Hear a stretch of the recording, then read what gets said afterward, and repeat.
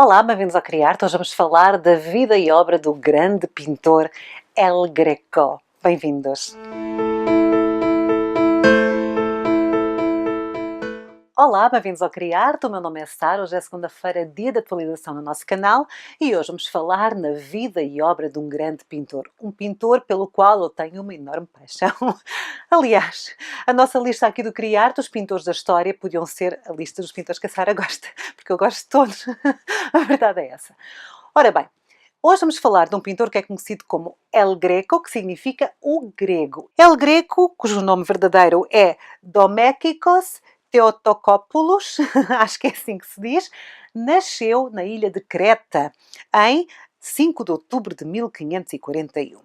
Ora, nesta altura, a ilha de Creta encontrava-se sob o domínio dos venezianos de Veneza. Portanto, havia aqui um império de Veneza e a ilha de Creta fazia parte desse império. Muito pouco se sabe acerca dos primeiros anos da sua vida.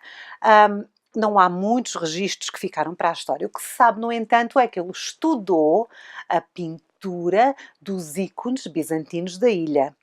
Porque nessa altura, não é verdade, a arte bizantina tinha um grande domínio sobre a Itália. E ele estudou os ícones bizantinos. Vocês sabem que a arte bizantina é uma arte de dourado, é uma arte de figuras alongadas, de frontalidade. Portanto, é uma arte diferente daquela arte clássica que nós estávamos acostumados na pintura italiana, na pintura de Florença, na pintura de Roma e até na pintura de Veneza. No entanto, como a ilha de Creta era pequena e ele queria ser um artista, o jovem saiu da ilha e foi para Veneza. Ele, quando chega a Veneza, vai estudar com um dos maiores nomes da pintura de Veneza, que é o Tiziano. Ora, o Tiziano era realmente uma grande inspiração para o El Greco, nesta altura. Nota-se em muitos trabalhos do El Greco uma inspiração quer do bizantino, quer do Tiziano. O Tiziano não era uma figura muito aceite, não é verdade? Nós temos um vídeo sobre o Tiziano, que nós vamos deixar aqui um link. A verdade é que o Tiziano, muitas obras do Tiziano eram consideradas inacabadas, as figuras eram consideradas estarem em posições estranhas, ou seja, ele era um maneirista.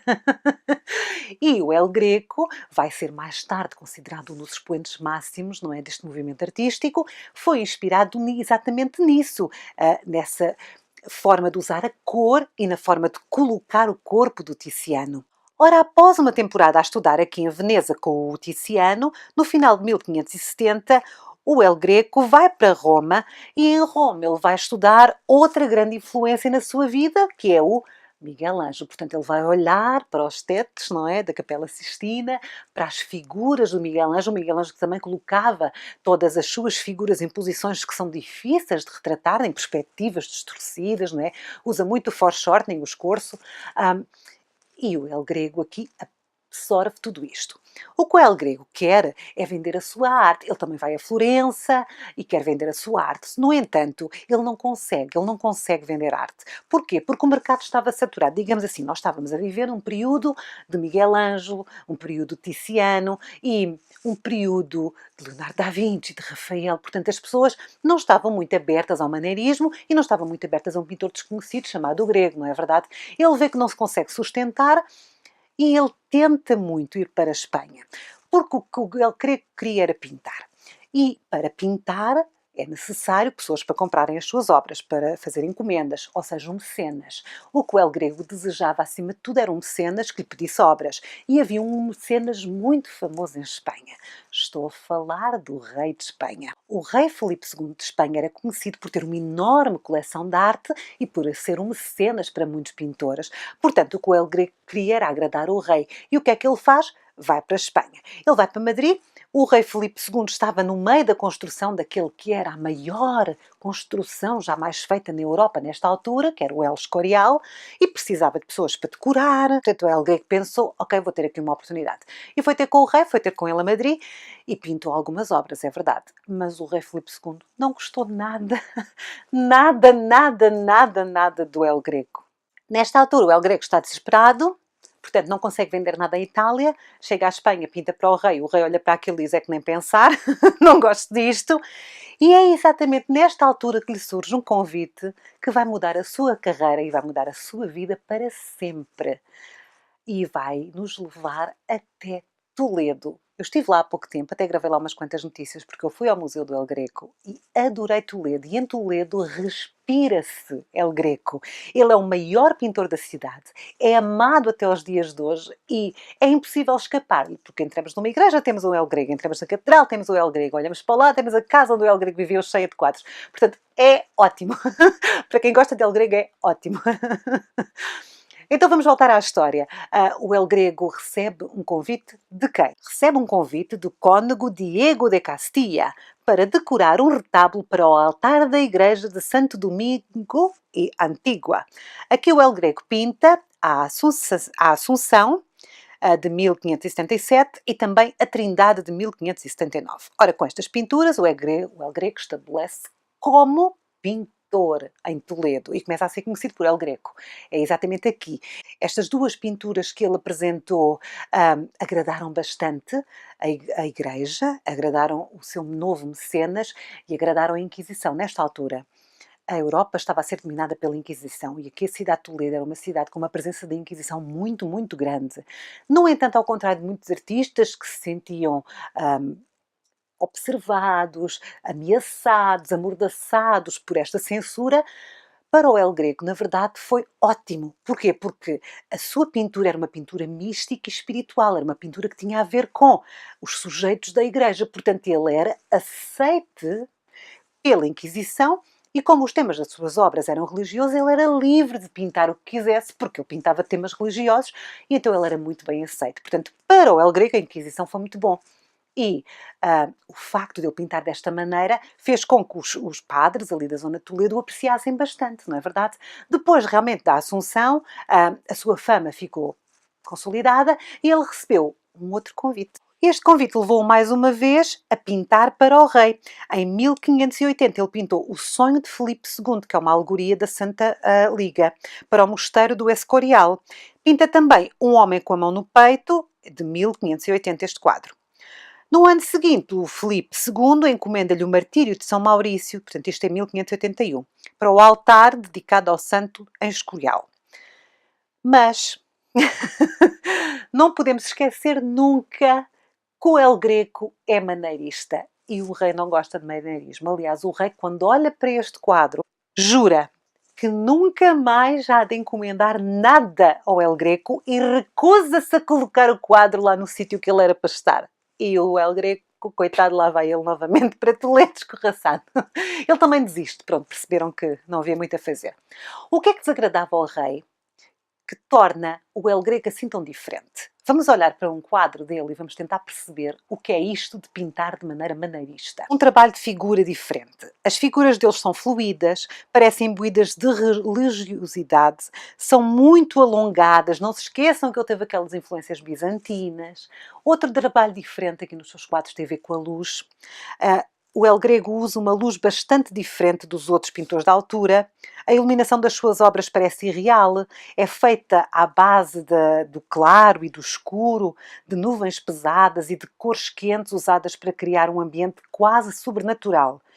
Estas deformações da forma são características do maneirismo, são uma antecipação do drama do barroco. Entretanto, o El Greco não se chateia muito também. Vai para Toledo. Em Toledo ele é muito conhecido. O El Greco levava uma vida desregrada. ele era o artista boêmio. Estão a ver? O artista que gosta da festa, das mulheres.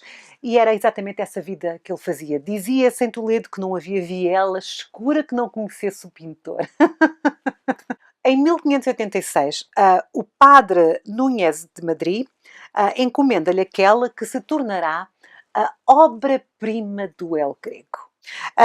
O Enterro de Conde de Orgaz. Este era um trabalho para a Igreja de São Tomé. O Conde de Orgaz, é realmente estranho termos um quadro chamado O Enterro do Conde não sei das quantas, mas o que é que isto tem de religioso, o que é que o Conde tem a ver com isto? Este Conde, quando faleceu, ele era uma pessoa que ele dava muito dinheiro para a Igreja, era uma pessoa muito espiritual e quando faleceu deixou um grande legado à Igreja. Mas a família, quando viu o testamento, decidiu não dar o dinheiro à Igreja. Entretanto, passaram-se 200 anos, este padre, o padre Núñez de Madrid, resolveu que as coisas não podiam ser assim e fez um processo contra a família porque queria o seu dinheiro. Queria o dinheiro que o Orgaz decidiu dar à Igreja. E, vejam só, 200 anos depois, venceu o processo e veio montes de dinheiro.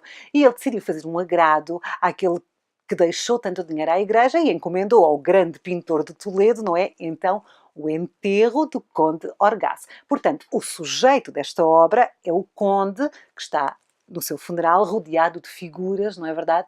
E vamos então analisar assim muito rapidamente esta obra, porque nós depois vamos ter várias semanas de análise de obras de El Greco, mas hoje vamos olhar para esta obra e vamos perceber porque é que ela é considerada a obra-prima do El Greco e o expoente máximo do maneirismo. O enterro do Conde de Orgaz está dividido em duas partes que se unem pela cor, pelos gestos e pelas atitudes dos sujeitos na obra. Na parte inferior, o conde é levado ao sepulcro por Santo Agostinho e Santo Estevão, cercados por nobres e por clérigos. É uma obra com uma composição assente numa linha vertical e numa linha horizontal, ou seja, uma cruz, mas é também uma composição com muito movimento.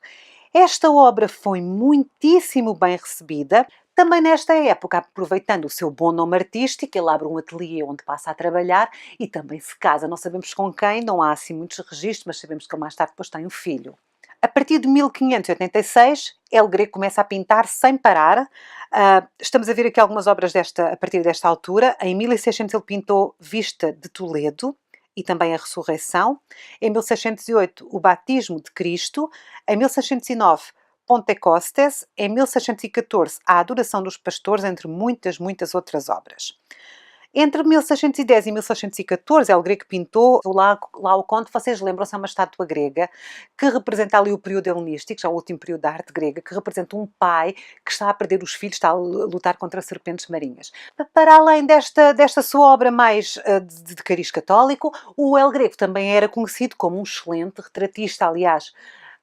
Um dos retratos de El Greco pode ser considerado um dos melhores retratos da história da arte, ao lado dos retratos de Rembrandt.